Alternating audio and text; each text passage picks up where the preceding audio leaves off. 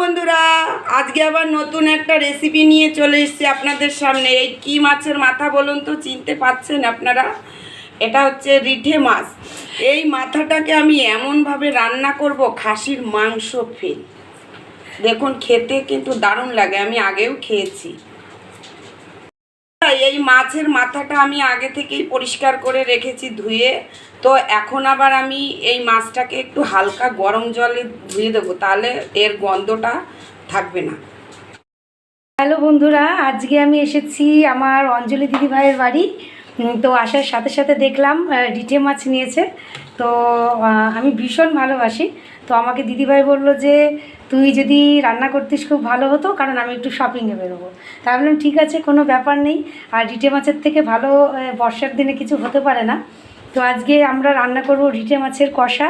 তার জন্য যেগুলো লাগছে সেগুলো বলে দিই। আলুটা দাও।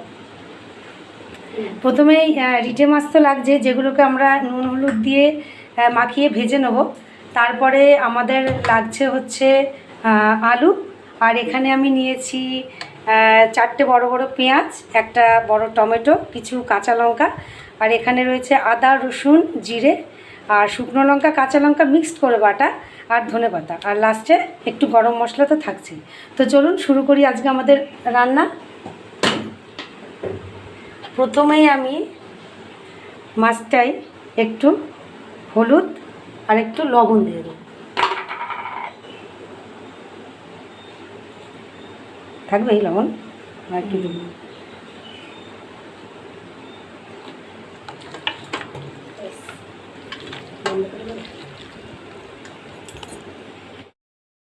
বন্ধুরা, কড়াইটা গরম হয়ে গেছে। এরপরে আমি এর ভিতরে একটু সর্ষের তেল দিয়ে নেব।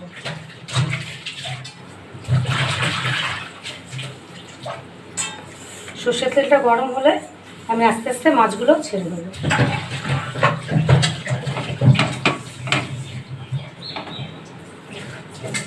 ফুটতে পারে, তার জন্য এই যে সাপোর্টটা, তার জন্য আমি মাছটাকে দিয়ে দিই।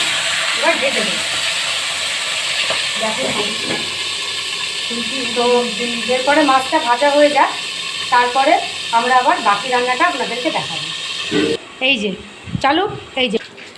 তো বন্ধুরা, ফাইনালি আমরা মাছগুলোকে ভেজে নিয়েছি। এবার যে তেলে মাছটা ভেজেছিলাম সেই তেলে আমরা আলুগুলোকে আগে ভেজে নেব। আলুর মধ্যে আমি একটু হলুদ আর সামান্য একটু লবণ এটাকে মাখিয়েছি, কারণ তাহলে আলুটা খুব তাড়াতাড়ি ভাজাও হয়ে যাবে। আর আলুটা তরকারির মধ্যে দিলে খুব একটা গলবেও না। তো এগুলোকে আমি ভেজে নিচ্ছি। সবগুলো একবারেই দিয়ে দেবো।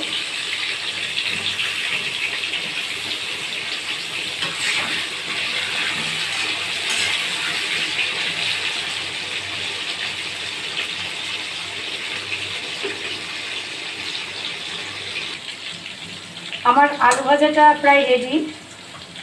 এবার ভাজা আলুগুলোকে আমি নামিয়ে দেবো। এবার আমরা এই তেলের মধ্যে দিয়ে দেবো কিছু গোটা জিরে আর দুটো তেজপাতা।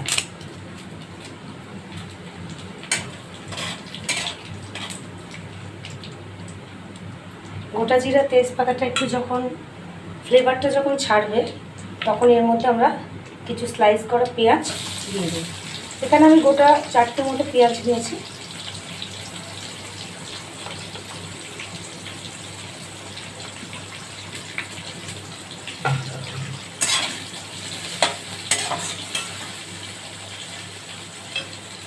পেঁয়াজের মধ্যে সামান্য একটু লবণ দিয়ে দেব, তাহলে পেঁয়াজটা তাড়াতাড়ি ভাজাও হয়, কালারটাও সুন্দর আসে।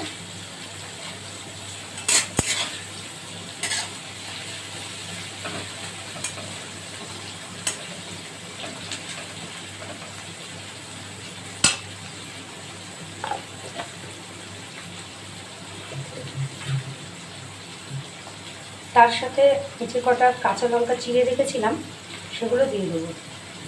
পেঁয়াজের সাথে কাঁচা লঙ্কা ভাজলে ফ্লেভারটা এত সুন্দর হয়, তার সাথে কাঁচা লঙ্কাগুলো একদম গলে যায়, তো খাওয়ার সময় বুঝতে পারবে না। এই রান্নাটা শুকনো লঙ্কা সব দেওয়ার থেকে কাঁচা লঙ্কা শুকনো লঙ্কা মিশিয়ে করলে ভালো হয়, কারণ শুকনো লঙ্কা বেশি খাওয়া ঠিক না। তো সেই জন্য কাঁচা লঙ্কাটা দিয়েছি, একটু ঝাল হবে, আর শুকনো লঙ্কা অল্প দিয়েছি, একটু কালার হবে, কারণ রান্নাটা একদম লাল লাল ঝাল ঝাল। তো একটু কালার না হলে রান্নাটা দেখতে ভালো লাগবে না। আমাদের পেঁয়াজটা প্রায় ভাজা হয়ে গেছে, আর একটু ব্রাউন করে ভেজে নেব। পেঁয়াজটা ভাজার উপরে অনেক সময় তরকারির রঙটা নির্ভর করে।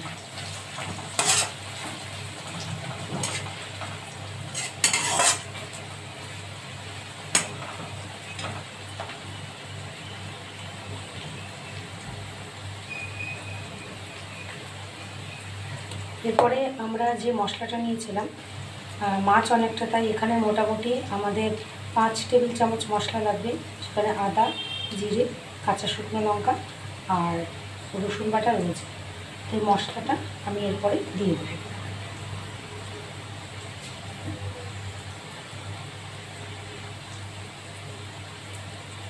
মশলাটা আমি দিয়ে দিলাম।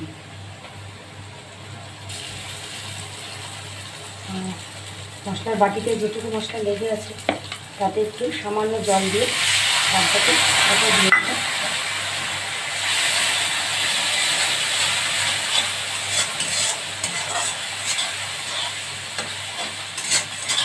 গ্যাসের তেলটা একটু কমিয়ে দিলাম, একটুখানি জল দিলাম যাতে মশলার কলাটা না দিয়ে যায়। এরপর যে টমেটোগুলো আমি কেটে রেখেছিলাম, একটা বড় টমেটো, সেটা আমি এর ভিতরে দিয়ে দেবো।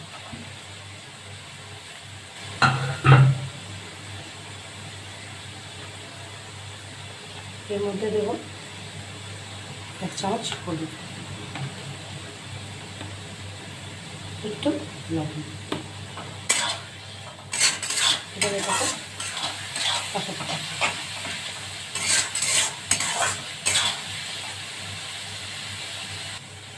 বন্ধুরা, যে কোনো তরকারিতে যদি একটু চিনি দেওয়া হয় তাহলে কালারটা যেমন হয় সেরকমভাবে লবণ ঝালের ব্যালেন্সটাও খুব ভালো থাকে।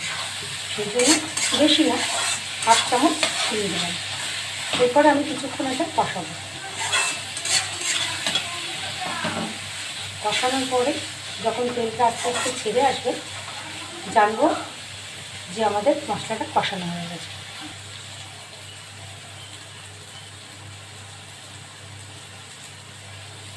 মশলাটা যখন কষানো হয়ে গেছে প্রায়, যেমন সুন্দর কালার এসছে তেমন সুন্দর গন্ধ কিন্তু বেরোচ্ছে। এরপরে ভাজা আলুগুলো আমি এর ভিতরে দিয়ে দেব। তারপরে এটাও একটু কষিয়ে নেব।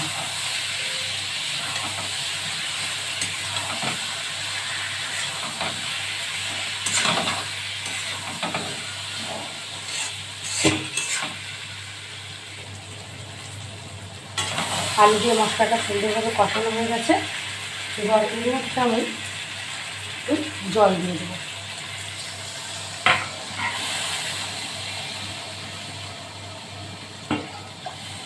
এতটাই জল দেবো।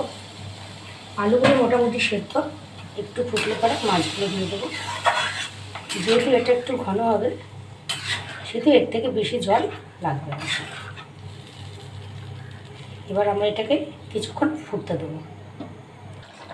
ঝোলটা ফুটে গেছে, এবার আমি এক এক করে মাছগুলোকে এর মধ্যে ছেড়ে দেবো।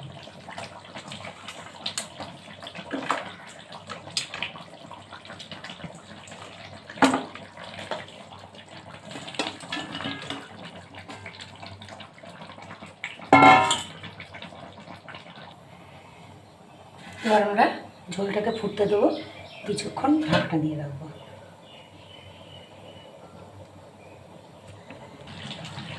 তো বন্ধুরা, আমাদের ঝোল প্রায় রেডি। তেলের মধ্যে আমি একটু শাহি গরম মশলা দিয়ে দেবো।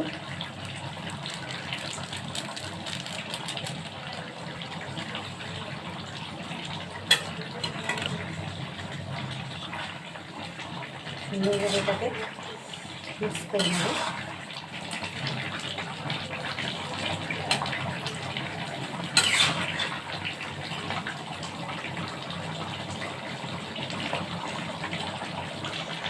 তারপরে দিয়ে দেবো কুচিয়ে রাখা ধনে পাতা।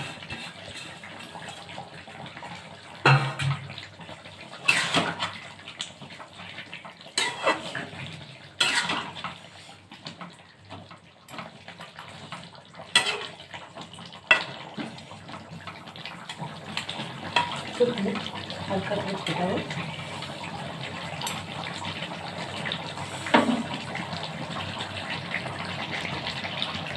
সো আমাদের লাল লাল ঝালঝাল রিঠা মাছের মাথার কষা রেডি হয়ে গেছে। এবার এটা খাওয়ার জন্য প্রস্তুত। সো বন্ধুরা, এই রান্নাটা যদি আপনাদের ভালো লেগে থাকে তো আপনারা অবশ্যই বাড়িতে ট্রাই করতে পারেন। আর দিদির চ্যানেলটিকে অবশ্যই সাবস্ক্রাইব করবেন, আর পছন্দ হলে লাইক অবশ্যই একটা দেবেন।